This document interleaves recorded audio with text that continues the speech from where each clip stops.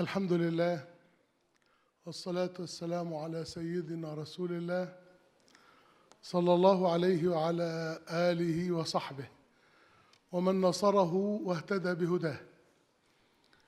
اللهم صل وسلم على سيدنا محمد ما تعاقب الليل والنهار.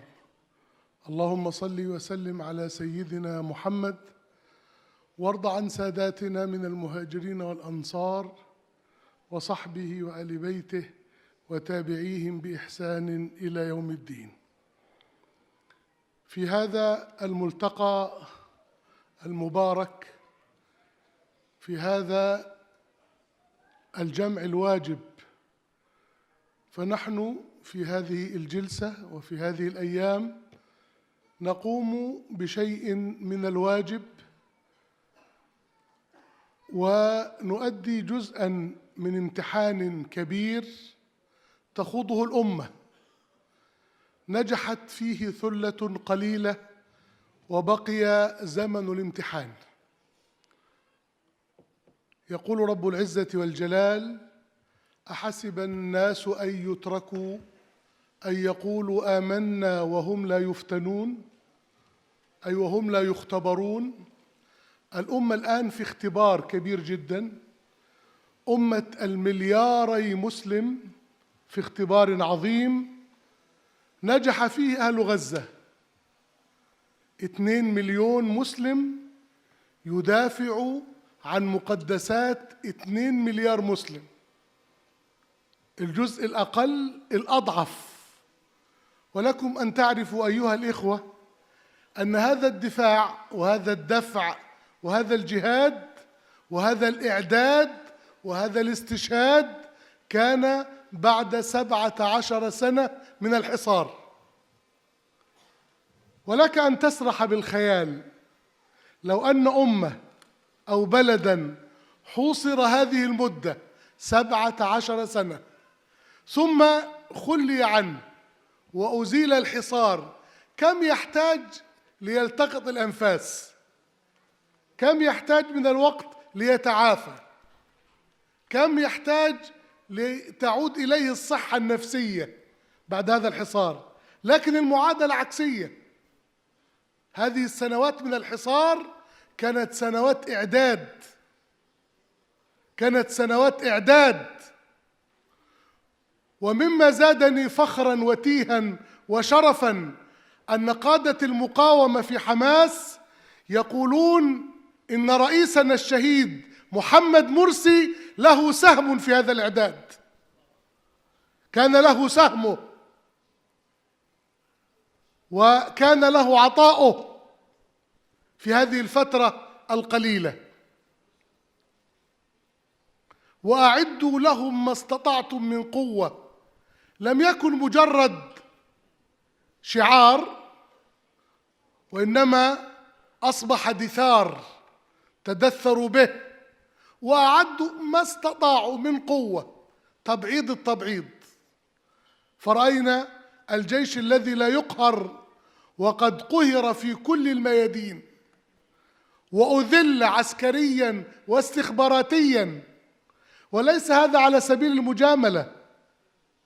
لو نظرنا إلى عدد الوزراء والقادة الذين استقالوا من بداية الطوفان،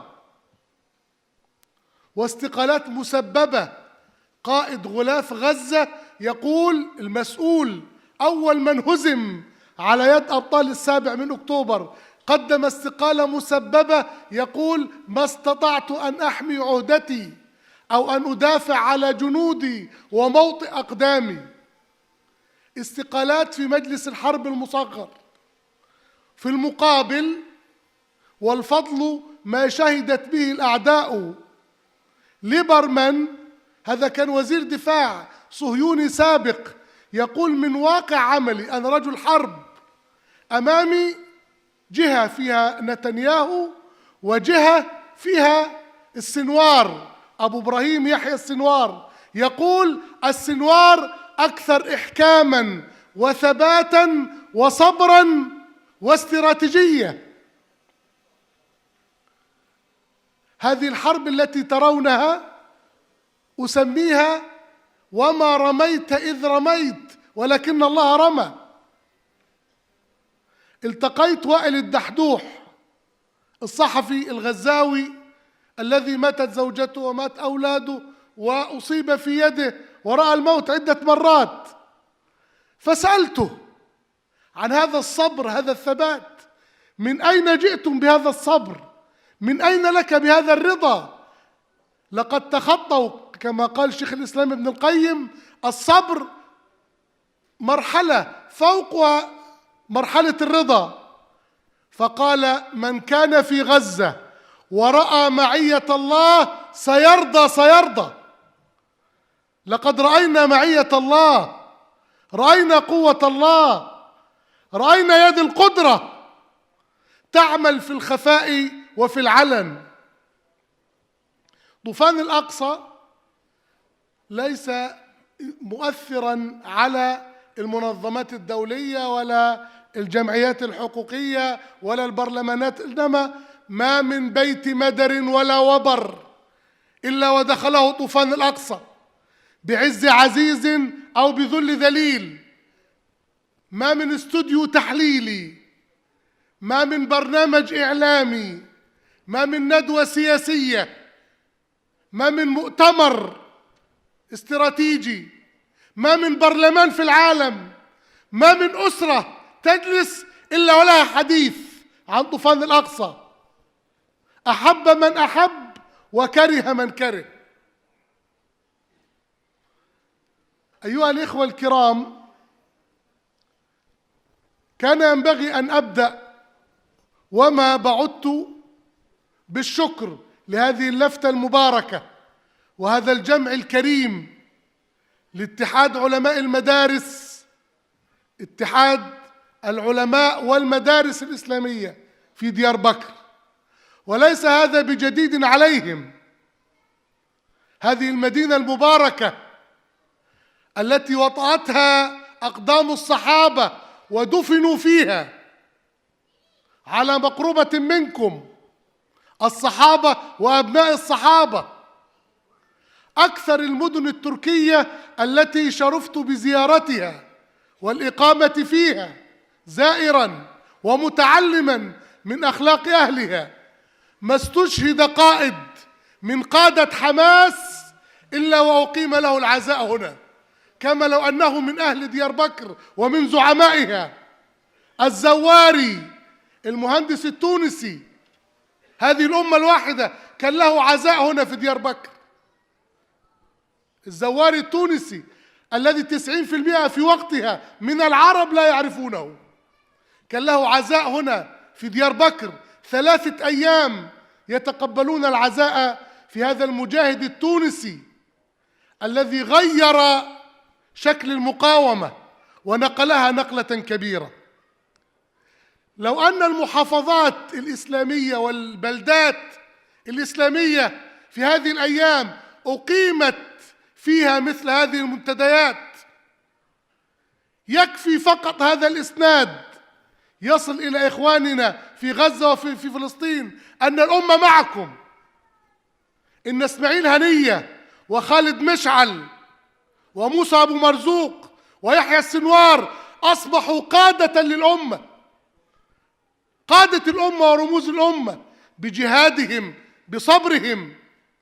شرفني الله عز وجل بأن التقيت أبي العبد هنية 7 مرات أيام الطوفان، 7 مرات. ومن أعجب ما سمعت أيضا أسأل دائما عن الرضا، من أين لهم بهذا الرضا؟ الصبر مرحلة والرضا مرحلة أكبر. فقال: صبرت ورضيت وظننت أنني إذا خلوت سأبكي، ولكن الله أرضاني في استشهاد أولادي فما بكيت في خلوتي. قال: والله ما بكيت في خلوتي.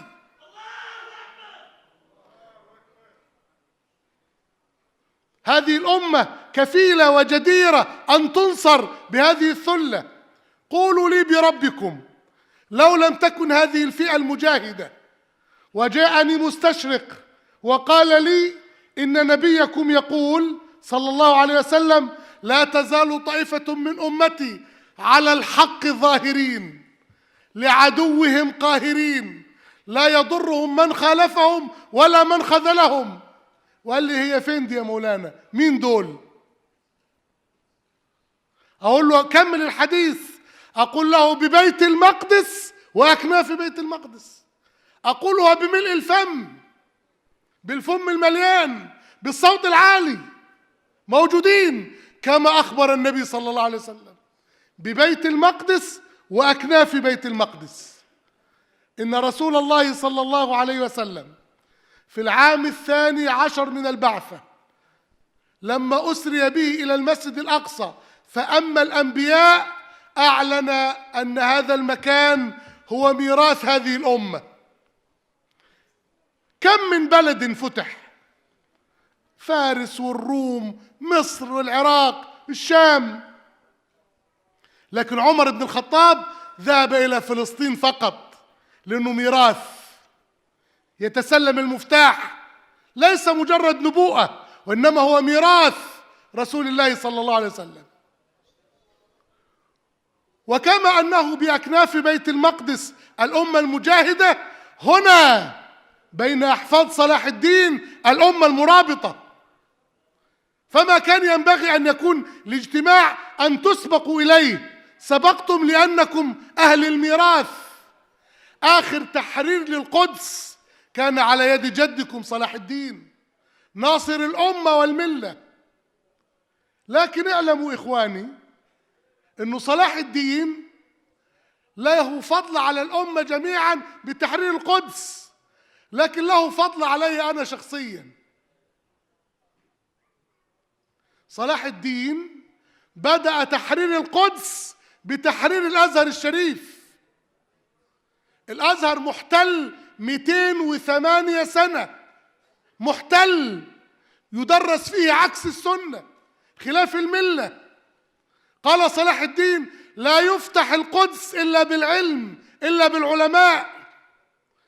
فلولا الشيخ محمد الغزالي العالم المصري يقول لولا فضل الله علينا لكانت عمائمنا على غير ذلك. اللي فاهم فاهم واللي مش فاهم مش فاهم. الله عز وجل بيض به عمائمنا وبيض به تاريخنا ونظف به الأزهر الشريف، أغلقه سنة كاملة تطهيرا وتقديسا له. قال ومنه ننطلق إلى القدس الشريف. فإذا كان الأمة ميراثها عن رسول الله صلى الله عليه وسلم القدس، فأنتم ميراثكم عن صلاح الدين التطهير والفتح. لو أن والدك ترك لك غرفة في أربيل ولا عمارة في كركوك ولا أرض في ديار بكر، هل تتخلى عنها؟ تقول ميراث أبي، ميراث أجدادي، أنتم بقية الفاتحين وأنتم أحفاد صلاح الدين. أنا عشت في أوروبا 7 سنوات، أمشي في ألمانيا أجد مدرسة الناصر صلاح الدين لتحفيظ القرآن الكريم في ألمانيا. رفع الله ذكر النبي وذكر أتباع النبي وذكر الفاتحين من بعد رسول الله صلى الله عليه وسلم. فالأمة جهادها يبدأ بالعلم ويبدأ بالعلماء، وإن لم يكونوا في المقدمة وإن لم يكونوا صورة الأمة ستبقى الأمة متأخرة. أيها الإخوة الكرام، الله عز وجل حكم عدل، شهد للكفار باستواء الصف وبالقوة في القتال. قال تعالى وقاتلوا المشركين كافة، ده أمر الله يريد أن يحقق. كما يقاتلونكم كافة، قتال الكافة متحقق. قتال الكافة الصف الواحد متحقق في الكفار، لكن المسلمين الله يطالبهم به. هل هو متحقق الآن؟ لا وألف لا، غير متحقق. دول الطوق، يقول لك دول الطوق، انتوا عارفين دول الطوق؟ دول عربية تخنق غزة، تغلق المعابر، تسقط الصواريخ وتتباهى بذلك. ده انضموا إلى قتال الكافة مع الصهاينة، هم منهم وإن تسموا بأسماء المسلمين. النبي صلى الله عليه وسلم يقول: المسلمون تتكافأ دماؤهم ويسعى بذمتهم أدناهم ويجير عليهم أقصاهم وهم يد على من سواهم. متحقق هذا؟ لا، غير متحقق. أمة من ملياري مسلم لا تملك أن تقدم قطرة ماء أو شربة دواء لمدة سنة كاملة. باقي 5 دقائق، مكتوبة باللغة العربية الفصيحة الصريحة، وأنه نقول سمعا وطاعة. لابد أن يكون هناك قتال الكافة. العدو وسع دائرة القتال وضرب ليس الضاحية الجنوبية فقط، إنما ضرب في عمق لبنان ويضرب في سوريا واحتل محور صلاح الدين. انتوا عارفين المحور الذي بين مصر وغزة ما اسمه؟ اسمه محور صلاح الدين. هم سموه فيلادلفيا لكن اسمه محور صلاح الدين، محتل الآن. يا أبناء صلاح الدين، محور صلاح الدين محتل الآن. من ينقذه؟ من له؟ هم يوسعوا دائرة الحرب واحنا بطلنا القنوت. احنا تعبنا من المقاطعة، أولادنا رجعوا إلى البرجر والنوتيلا. الأمة لم تصمد في المقاطعة الصمود الكامل. طب قتال الكافة متحقق 100%. تريد المثال؟ انظر إلى أوكرانيا. العالم الغربي كله يقاتل أوكرانيا، والعالم الغربي كله بقيادة أمريكا يقاتل على الأرض في غزة. ولكن في الدقائق الأخيرة، ولم يبقى لأمر المنظمات لأني مش معول عليها شيء، هذه وجوه مهمة، هذه وجوه متوضئة، أردت أن أنقل لها شيئا مما في عنقي من المسؤولية. إن الله يبعث لهذه الأمة كما ورد عن الصادق صلى الله عليه وسلم على رأس كل 100 سنة من يجدد لها دينها. الإمام السيوطي، الإمام الحافظ عدهم، فبدأ بعمر بن عبد العزيز ثم الشافعي، ما تخلف قول الصادق إلى زمن السيوطي ولا يتخلف. والتجديد النبي صلى الله عليه وسلم قال: ومن تصدق على الواحد والجمع. الأمة الآن سقطت عنها الخلافة 1924، نحن الآن 100 سنة 2024. نحن الآن مع الفتح الصلاحي الجديد، مع التجديد الجديد، والتجديد بدأ من هنا، من أفغانستان. الله أكبر ولله الحمد. هؤلاء الناس نصرهم الله بالصبر، بالرضا، بالإعداد، بالجهاد. 20 سنة زرتهم مرتين في أفغانستان، أمن وأمان واستقرار وراحة نفسية، كأنك في أرض غير الأرض وفي دنيا غير الدنيا. قاتلوا 43 دولة، 43 دولة وانتصروا عليهم. لذا أعجبني أحد المؤرخين قال: سيؤرخ كما أنه في عصر الثورة الفرنسية، عصر الثورة البلشفية، عصر الثورة العلمية، سيقال عصر الطوفان وطالبان.